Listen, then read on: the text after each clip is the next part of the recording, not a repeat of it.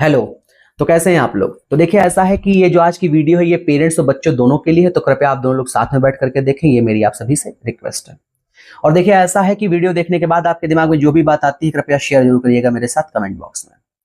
देखिए, जब आप अपने बच्चे का एडमिशन किसी स्कूल में कराते हैं तो आप वहाँ पे अच्छा खासा खर्चा करते हैं। आप अप्रॉक्सीमेट 60 से 70 हज़ार रुपए खर्चा करते हैं, क्योंकि आप वहाँ पे देते हैं एडमिशन फीस, फिर आप वहाँ पे देते हैं उसका क्वार्टरली फीस, फिर वहाँ की lab fees, board registration fees देते हैं, फिर कोई फेस्ट वगैरह वगैरह हो गया उसकी फीस देते हैं, एग्जामिनेशन की फीस देते हैं, कल्चरल प्रोग्राम होता है, इस तरीके से मिलाकर के अच्छा खासा आप खर्चा वहाँ पे करते हैं। इन केस बहुत सारे स्कूल्स तो ऐसे हैं जो ID कार्ड तक का चार्ज कर देते हैं। ठीक है, देखिए फिर क्या होता है कि आपका बच्चा जब वहां पढ़ना स्टार्ट करता है, बच्चे का रिजल्ट अच्छा नहीं आता, तो आप ये कहकर छोड़ देते हैं कि उस क्लास में इतने बच्चे पढ़ते हैं, टीचर ने सबको पढ़ाया, तुम्हारा रिजल्ट नहीं आया, इसका मतलब सिर्फ तुम्हारे अंदर फॉल्ट है।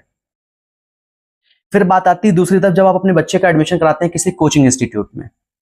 जब कोचिंग इंस्टीट्यूट में आप कराते हैं एडमिशन, तो सबसे पहले तो आप फीस ही कम करवाते हो भाई। स्कूल ने अगर आपसे कह दिया कि एक क्वार्टर उसका 15,000 का है तो आप 15,000 कंप्लीट देंगे, बट अगर आपसे कोचिंग टीचर ने कह दिया 1,000 तो आप उससे कम कराएंगे, ये 100% गारंटी है मेरी बात की।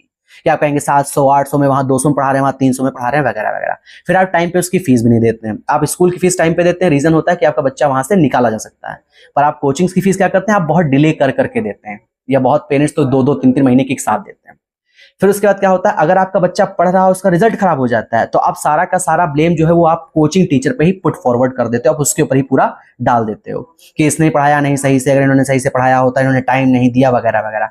टाइम की बात आई तो फिर आपका बच्चा जब 8 घंटे स्कूल टीचरों के साथ रहता है तो फिर वहां क्या करता है, या वहां के टीचर्स क्या करते हैं? जो आपका टीचर 1 घंटे में कोचिंग वाला नहीं कर पाया, तो स्कूल के टीचर्स 8-8 घंटे में क्यों नहीं कर देते हैं? उनको कर देना चाहिए, आपके हर एक बच्चे को टॉपर बना देना चाहिए उनको।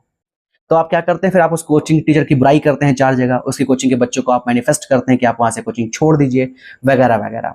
तो देखिए, मेरा आप सभी लोगों से बस इतना अनुरोध है, अगर कोई टीचर मेरा देख रहा है तो बताए कि मैं क्या सही बोल रहा हूँ या मैं गलत बोल रहा हूँ। कि पहली बात तो आप अपनी मेंटेलिटी चेंज करिए। आपका अगर बच्चे का रिजल्ट खराब होता है तो अगर उसके लिए जिम्मेदार आपका कोचिंग टीचर है तो उससे ज्यादा 10% वो है तो 90% आपका स्कूल टीचर है, जहां पे आप 90 गुना ज्यादा फीस दे रहे हैं। तो आप सभी लोग से मेरा मतलब ये अनुरोध है, हाथ जोड़ करके आप सभी लोगों से विनती है कि कृपया कोचिंग टीचर्स को पकड़ने से पहले जहां पे आप अपने सेविंग का मेजर दे रहे हैं, आप वहां पे सबसे पहले सवाल उठाएं और कोचिंग टीचर्स की रेस्पेक्ट करें, ना कि उसके लिए बुराई करें, 4 जगह पे मैनिफेस्टिंग करें कि आप कोचिंग छोड़ दीजिए, वगैरह वगैरह।